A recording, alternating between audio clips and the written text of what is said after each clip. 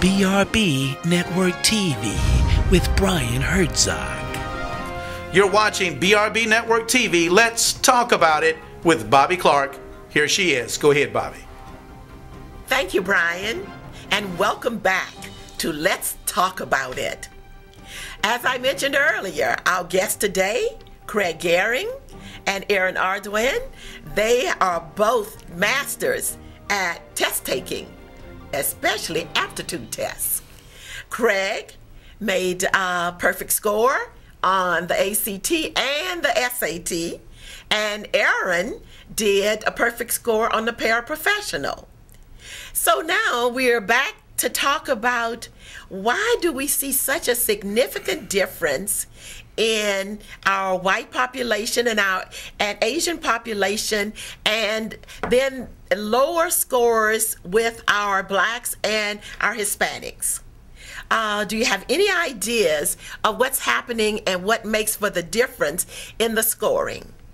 Well, you know, one thing statistically, if you'll see a big difference in the average working vocabulary in the English language between those different population segments. That's a good point. Statistics show that white students' vocabularies at any age level is 3,500 words more than a student in a black community.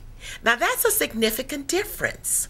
So why do you think that is? Can you tell me that, Aaron? Well, I think it starts with reading. You know, you should read to your child before your child can speak well. Before your child can speak to you, you should be speaking to your child, reading books. Okay. Then once they learn words, you know, let them read the books to you. I don't see any problem with, you know, if your little girl likes Barbies, get her a Barbie book. If your son likes dogs, get him books about dogs. Whatever they're interested in, at least keep them reading. You know, again, we talk about written composition, and the more they see well-developed sentences, the more they'll be able to develop their own. So I'm sorry, that's a very good point. I often tell parents you should start reading to your babies while they're still in your womb.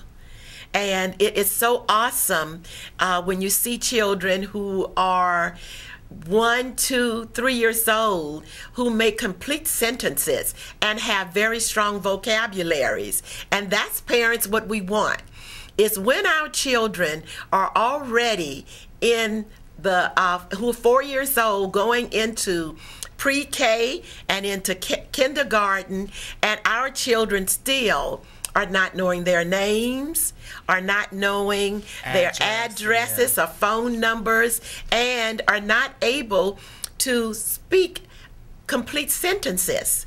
I agree. A word problem. You know, the sentence asks you, who is taller? The answer is not who is taller than John. The answer is not Mike. The answer is Mike is taller than John. Yes. You know, form it as a complete sentence. Absolutely. Absolutely. So you feel that that is the major difference, Craig, is that we are not often enough using complete sentences when we're speaking with our children? I think that the major difference is that, you know, if you have a child that succeeds or a child that fails, there's a few things. Okay. I mean, there's the vocabulary, you know, but the first thing is that, you know, as a parent, if you have been having trouble with your child in their education, if you've been trying to educate your child, and you know, there's been these difficulties, these barriers you've run into, you've probably run into people that have said your child might be stupid, your child isn't as bright, your child isn't going to be able to succeed on these tests. You know, the first thing that a child has to overcome, and you know, I know that's the first thing that y'all break with a child at Applied Literacy and Learning, is the idea that they can't learn, that they can't succeed. Our motto is every child can learn, and we encourage every parent to understand never should you speak negatives to your children, and it is the power of the tongue that will make all of the difference with your children. So we try and instill that in our children, and even when they come to us and they will tell us, well, my teacher says I'll never pass the LEAP. Well, first of all, a teacher should never be telling a child he or she will never pass the LEAP.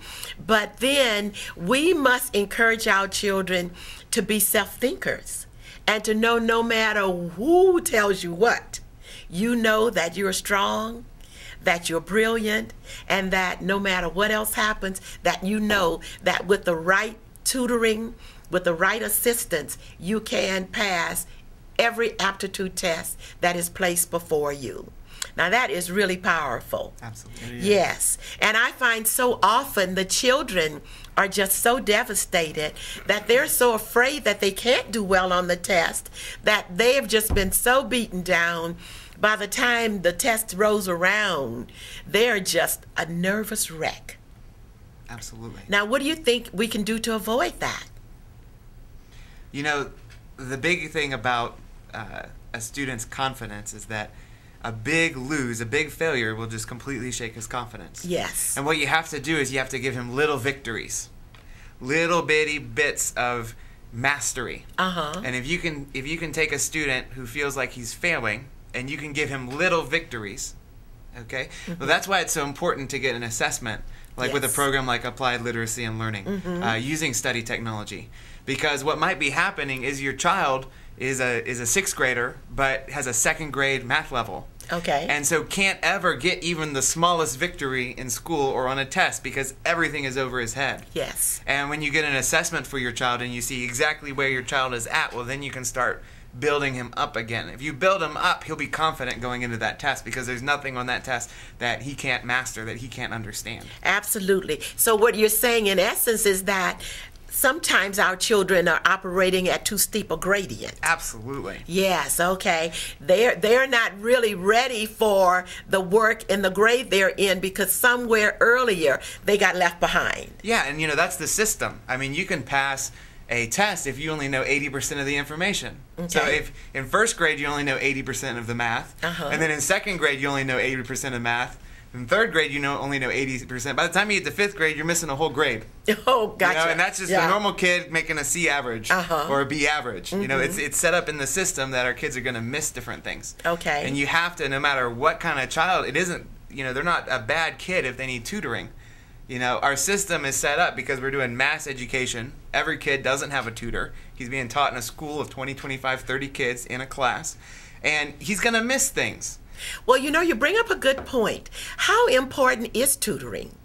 Well, if you want your child to succeed in the modern, even if your child is an A and B student, you know, or even if your child is a straight A student, you know, that's not necessarily enough in the current marketplace, in the current workplace. If you want to ensure your child succeeds, gets all the way through college, you know, is successful at work, you know, then you want to get a tutor for them so that that person can sit down one-on-one with them and repair any deficiencies that the kid has in his education. They might even be slight, but you should do it. Makes a big difference, doesn't it? Absolutely. If you have a tutor that knows what he's doing, like you do at Applied Literacy and Learning. Okay. And Aaron, would you like to make some comments on that?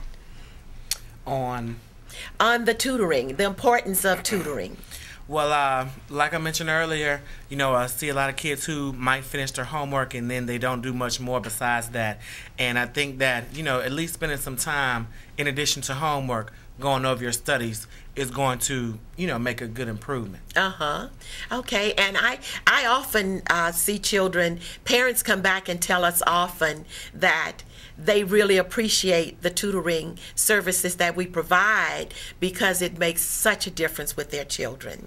Yeah, I think one important benefit of the tutoring is the peer-to-peer learning that goes on. You know, although I might know the addition that they're going over, I'm not in addition class, and I think that when they can compare notes together. Well, right now, so sorry to break, but right now we are going to take another break.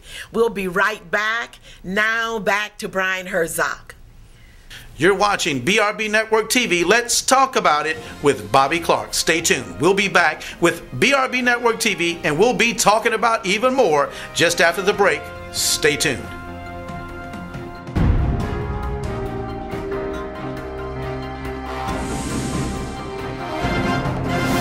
Sponsored by Super Cool Fashions Menswear. Sponsored by Independent Care Services Incorporated. Sponsored by Fall in Love with Fashions That Fit Bougie Fine Women's Apparel. Sponsored by Agnes Andrews, Allstate Insurance.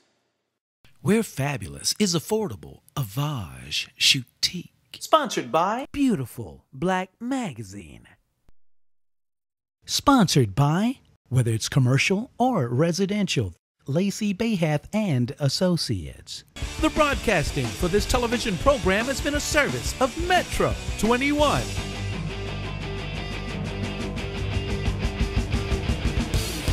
Another Herzog Entertainment production.